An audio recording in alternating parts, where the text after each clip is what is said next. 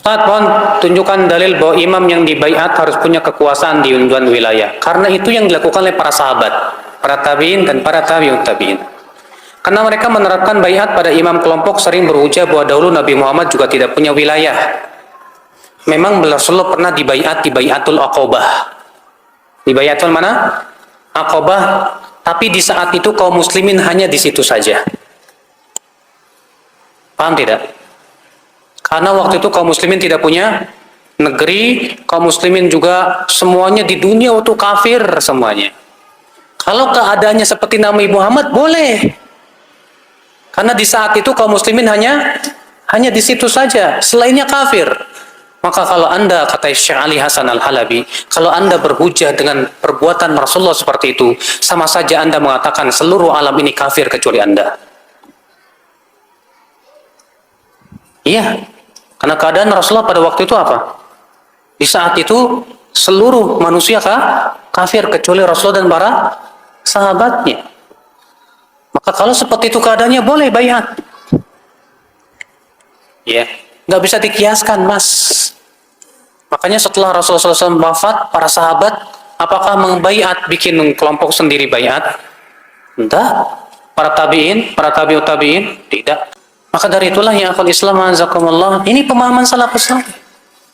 Makanya Ibnu Taimiyah rahimahullah dalam kitab Minhajus Sunnah ketika menyebutkan tentang hakikat siapa yang berhak untuk apa?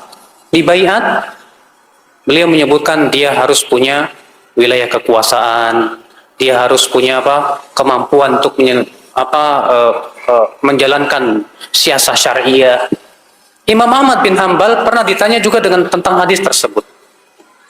Sebagaimana Al-Muhanna meriwayatkan bahwa Imam Ahmad ditanya tentang hadis, ya, man mata walaysa fi unuqi bai'ah, man mata walaysa alaihi imam mata mitatal jahiliyah. Siapa yang meninggal dalam keadaan dia tidak punya imam, maka ia meninggal dalam keadaan bangkai jahiliyah. Apa kata Imam Ahmad? Atadri mal imam? Kamu tahu tidak siapa imam? Kamu tahu? Enggak. Kata Imam Ahmad, wa an yaqula kullu muslim hadza imam. Itu setiap muslim mengatakan ini imam. Berarti diakui oleh setiap muslim di suatu negeri, Pak. Bukan diakui oleh satu kelompok saja, seperti yang ada di Indonesia. Nah, sekarang di Indonesia, Pak, berapa kelompok yang sudah dibaiat? Hah? Banyak. Ada LDII, ada Jamaah Muslimin, ada Khalifatul Muslimin, ada lagi N11, ada lagi di Bekasi Abdul Qadir Baraja, ada lagi siapa itu? Banyak, di Indonesia ini banyak, masing-masing mengklaim sebagai khalifah.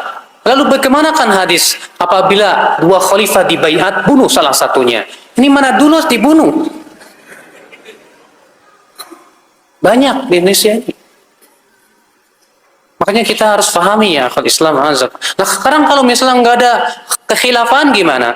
Kata Rasulullah, fa'tazil tilkal firqa kullah. Karena kan pernah ditanya oleh Hudzaifah, "Hai Rasulullah, bagaimana kalau tidak ada pemimpin kaum muslimin, tidak pula ada jamaahnya? Bagaimana ya Rasulullah?" Kata Allah, fa'tazil tilkal firqa kullaha. Tinggalkan semua firqah yang ada itu.